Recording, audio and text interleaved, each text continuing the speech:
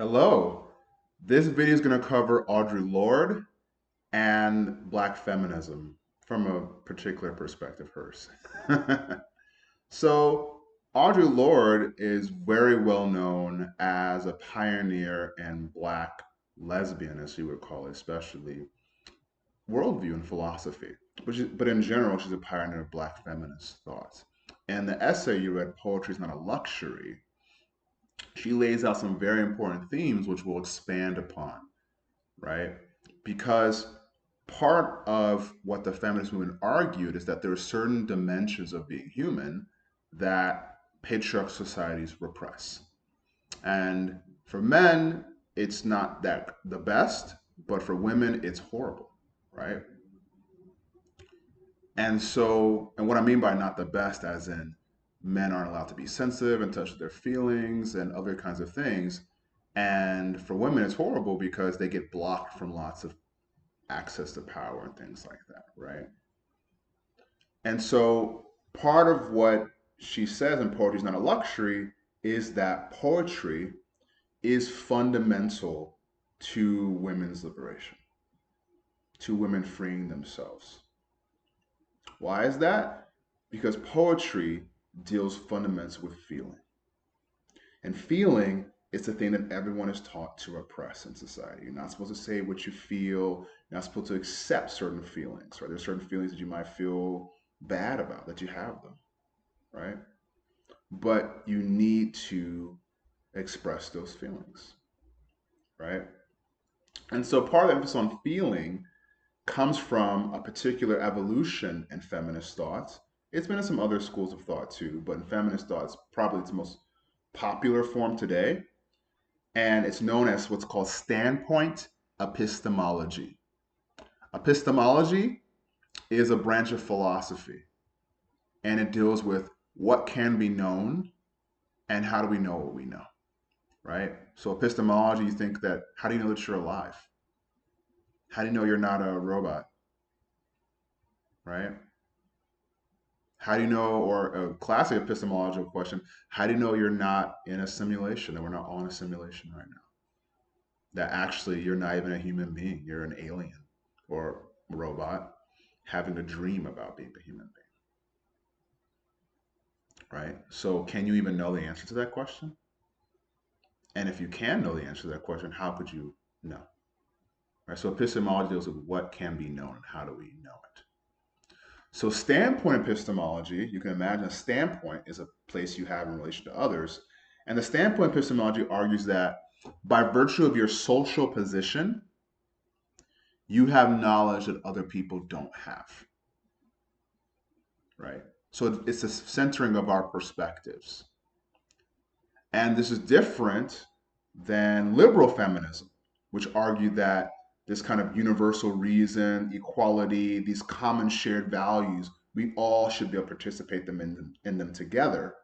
Well, by the time you get to the second wave and the third wave, you start to develop this idea that no, there's something particular about our perspectives and our experiences that give us knowledge that other people who don't have those experiences can't access unless they're told. And this goes through a long train of feminist thought with being critical of objectivity, right? Not all feminists are, but it's part of the philosophy of the movement has been a criticism of the notion of objectivity. The idea that if you get some people in the room, you give them the right techniques, scientific techniques, and math and some other things, they can gain a truth that is a truth of the object, meaning a truth that will be there if there's no observer, right? That who you are has no influence on what you can perceive in the world around you. If you gain the right techniques, you can gain this kind of absolute truth, and that's independent of who you are as an observer. And feminists has long said, well, how convenient that men are able to access the objective truth through their institutions. But also, ironically, men as men are better able to access the objective truth because they're more rational.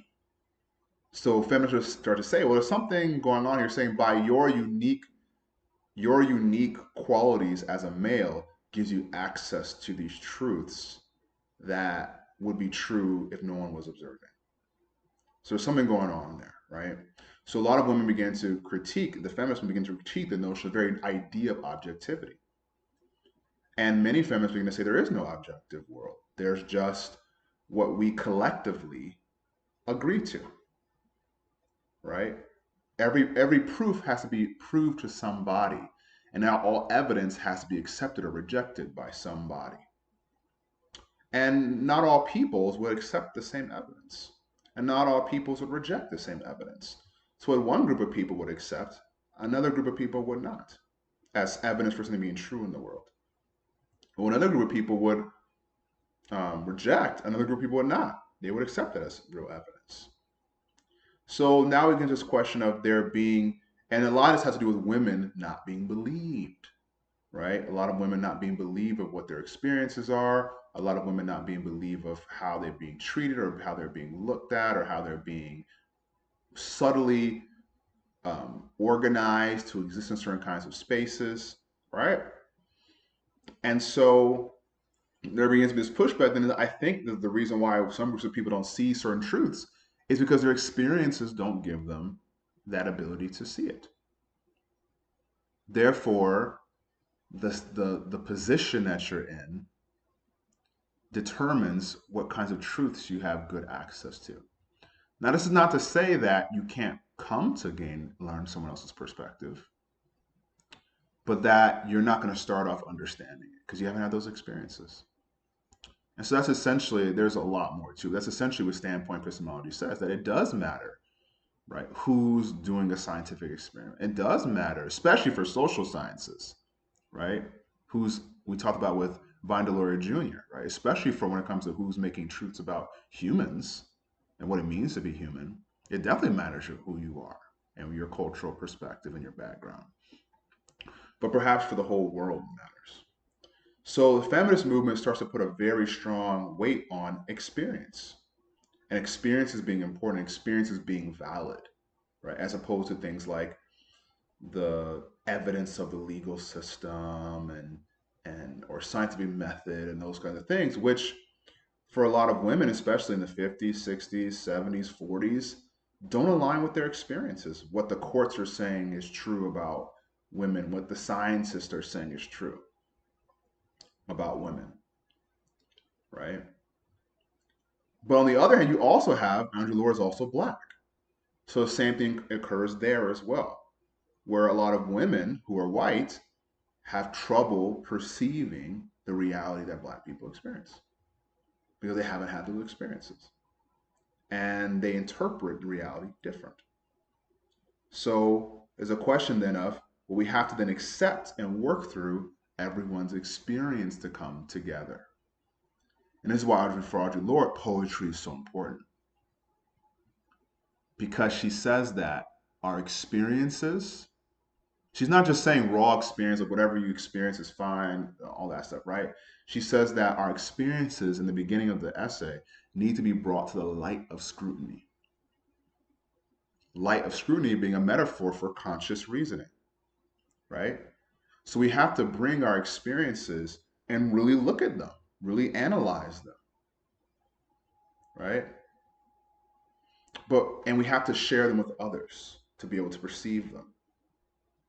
So in this sense, there is a kind of double layer of clarity, right? When you have an experience, you experience something, and you can have all kinds of reactions to that experience. You can repress it.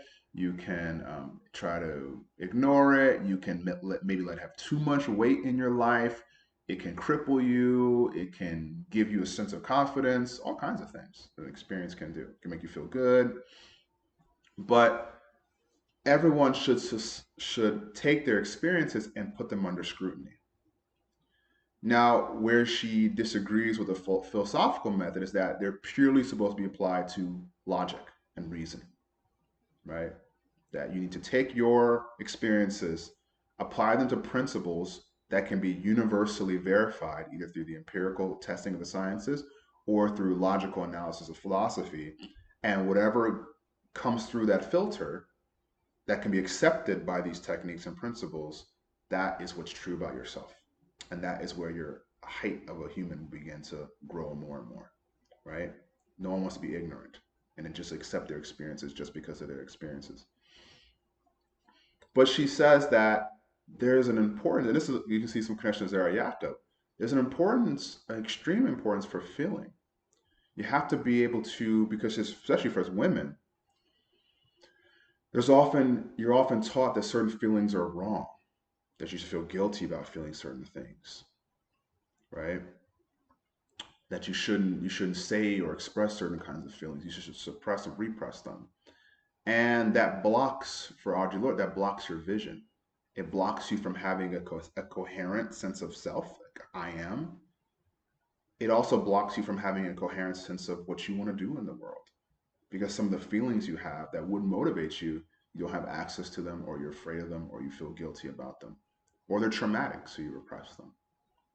But poetry is that space where, for her, where feeling and reason meet, right? Where the world is not just about applying a set of rules to clarify experience, but something else. She calls poetry the distillation of experience. What is distilling? Distilling is a sense of getting the purest essence out of something. They do a lot in when you're making alcohol. So you have to distill it, get rid of the impurities to get the purest quality of it. That's what distilling means. And so think about this, right? Here's a great example. So for those of you who have a pet or a sibling, or even your mom or dad, right? Take one, any one of those, right? So think about all the time you've spent with your dog or cat, or all the memories and moments you've had with your sibling, or all the memories you've had with your mom or dad. Now, what if I told you that in 14 lines of poetry, no more than 10 words, you have to try to convey as much of that as possible, right? That's distillation of experience, right? You have to condense. You have to, maybe you would pick one moment and describe it well. Maybe you would use, there's so many ways you could try to go about it, but that would be a lot of work to really, and you might have to do multiple poems over and over again to try to get that poem that really conveys the the full feeling the best as possible of what it means to your mother, means to you, what your dog means to you, or what your best friend means to you, right? And the reason why for her poetry is different than just pure logic and reasoning is that the feeling is not removed, it's distilled. This is for her reason having a better purpose, and that it just helps distill, clarify. Because logic, reason has, I mean, sorry, language has a logic to it, right? You can't just say anything. You have to put things in a certain order, and certain, there's tenses or no tenses and all kinds of stuff like that, right?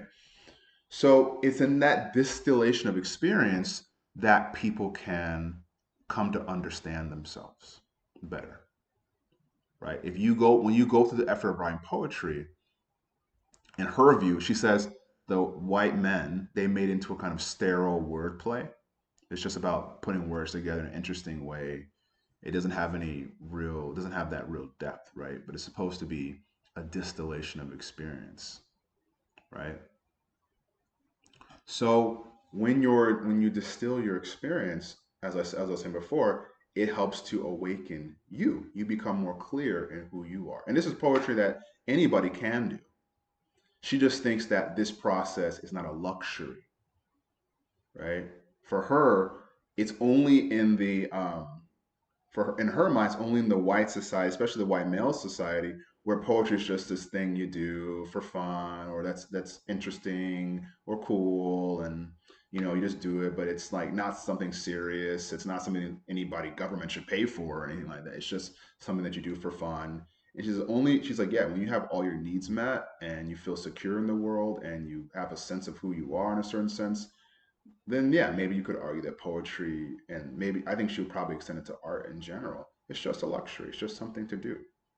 But for people who are oppressed, and especially for women and women of color, it's absolutely necessary to clarify your feelings and distill them so that you can awaken to a deeper consciousness, to be a more fully human self, right? So this Audre Lorde, I want you to think about it. Also has to do with how does poetry relate to the human spirit?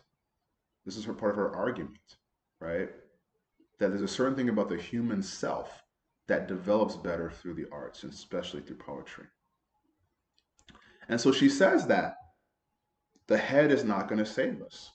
All these problems that we're facing, like climate change and the different clash between gender, where a lot of women don't feel like they're valued and accepted, and a lot of men don't feel like they're valued and accepted in the right ways, and the drug wars and all these problems, they're not going to be solved with new ideas. She says most of the ideas are already thought, like the plans, the ideas to go forward or whatever, they're already there. But what hasn't changed is how we feel about different ideas. She says that's what's important, right? I can give a really well thought out, well organized treatise of something, and if it doesn't touch your experiences in the right way, you'll reject it. I can give you a good argument, but if it doesn't affect your experience in the right way, you'll reject it. So it's just much more important then to deal with the experience and the feelings themselves, to clarify them, to get a better sense of what they are. And poetry is what does that, right? Now, the other thing that's important that I talked a little bit when we talked about the light of scrutiny is that it's very important that these experiences be shared, right? One of the worst consequences of certain kinds of experience, especially traumatic ones, is that a part of you becomes closed off to others. For some people, some of their most formative moments, they've barely shared with anybody. They've barely talked about it. There's not a lot of connections there. And from Audre Lorde's perspective, humans are meant to connect, right? So imagine someone broke into my house and stole a bunch of things from me, and I feel very uncomfortable about that, and it makes me feel insecure in the world, right? I feel anxious even in my own home, right? Because someone broke in. Now, imagine if I never told anybody about it. I only told a couple people because I felt ashamed, right? For some reason, right? Maybe because it come a lot of reasons, but maybe because I'm a man, I feel ashamed because hey, I'm supposed to have things together. Maybe because I'm a certain age. I'm like, man, how could I have left the door unlocked, right? To my house, someone broke in and took all my stuff. Like I should know better, right? Because of that shame, I won't share that experience with people. Or if I do, I won't share the full thing. I won't say, "Oh, I left the door unlocked." Totally, I left my door open actually. And instead I'll just say, "Oh yeah, someone broke in or whatever." But then I don't get a chance to share that experience. I don't get a chance to make meaning from it. I don't get a chance to develop it, and that's crucial. And so poetry is usually read and shared with other people, so other people's perspective can be seen on myself, and I need that to be able to grow in order to accept myself, and therefore to be able to accept what I must do in the world, right? And so to that end, poetry is essential. She says everyone should do that, but if there's not a lot of consequence to me not embracing my full self, then maybe yeah, I can say this process is just a lecture. It's just something I could do or not do, right? If I can just comfortably make money and live my life the way I want to, maybe I don't need to explore myself deeply with other people. But if I need to work to change society, if I need to envision something different than what I grew up with, if I need to envision something different than what's in front of me, then I definitely need to develop myself more and clarify myself more and understand what really matters to me, right? And as she said, this is not about, and this is, she says, this is why there's a connection she makes between this process and action as well. She wants to say, hey, it's not just for, um, it's not just for self-development that's important, but also action. Once I clarify myself, once I accept myself, once I grow more comfortable with myself, well, then I can do things in the world much easier. But there's another part that does have a racial element in it, and she does believe that she talks about black women, but women of color, but women in general. She says we do have deep feelings, these truths that she says like our grandmothers and great grandmothers know that we don't have access to because we've been blocked from it in society. But if we and remember, and similar to Anzaldua, she says that men should be able to access these too, but they don't, and they can at least function without it. But for us, we're not going to be able to function without it. So we need to be able to access it. So we need to dive deep into those experiences, dive deep into those hidden truths in our subconscious, so that these other feelings, and be able to work with them and bring them to light and clarify them, so we can become something new, something different, right? And this goes part to where, when we talk about Black feminism, this idea with standpoint epistemology, other things like that, that there is something unique that Black women bring to the world, and that needs to be developed and clarified somehow. For Audre Lorde, poetry is what it does that. Other people would argue something different. But continuing standpoint epistemology is the idea that each group of people has something unique to bring to the world that should be accepted and integrated, right?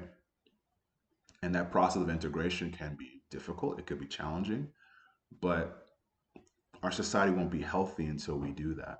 And as long as people are repressed and not able to develop themselves, we miss out on what they have to offer, right? And they miss out most of all on what they have to offer. So, on that note, I'll wrap up this thing on Audre Lorde. And I want you to take away from the fact that there is, for Audre Lorde, there's an essential connection between the reason and feeling that's best done through poetry. In comparison to Jakob, who talks about contemplative meditation and reflection, that what he would call that, Audre Lorde says, no, we're going to do it through poetry. And we do because poetry allows us to distill our experiences, to clarify our feelings, and most important, to present those feelings to others to be received, so we can actually make connections where we need to.